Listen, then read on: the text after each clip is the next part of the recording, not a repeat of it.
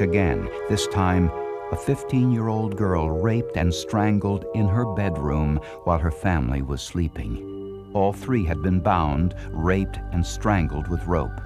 The knots were identical to the ones used in the Arlington cases.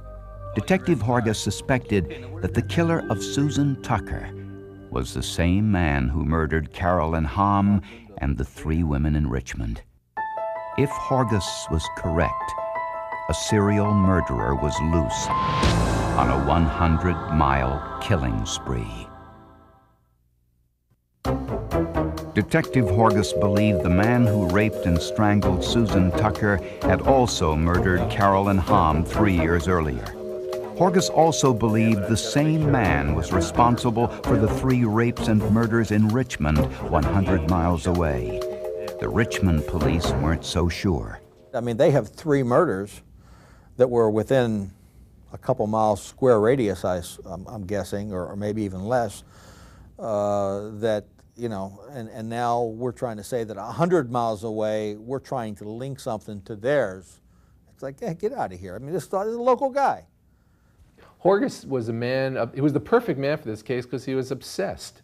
He knew something was wrong. Author Paul Moniz wrote a best-selling book entitled Stalking Justice. It profiles the rapes and murders of these 5 women and the history-making investigation which followed. Joe Horgus is motivated by the hunt.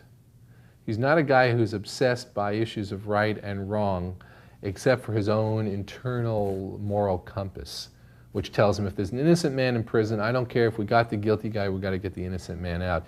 And he was determined to get this guy. But if Horgus was right, that all of these murders were connected, he needed proof. For that, he turned to the forensics lab, where scientists were examining the stains found on Susan Tucker's nightgown and bedding. I found 4 semen stains, and when I analyzed the sleeping bag, I found 1 very large semen stain. I typed all of those stains. The semen came from an individual with type O blood and a PGM1 enzyme profile. Although this matched 13% of the population, it also matched the semen found at the Carolyn Hamm murder scene. Next, they turned their attention to the hair found at the Tucker crime scene.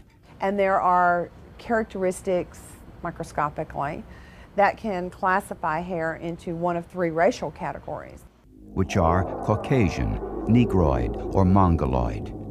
The hairs found at the Tucker crime scene appeared to be pubic and did not appear to be from the victim or her husband. They were positively identified as Negroid in origin. This was another possible link to the Carolyn Hamm murder case. 3 years earlier, at the time of Hamm's murder, a black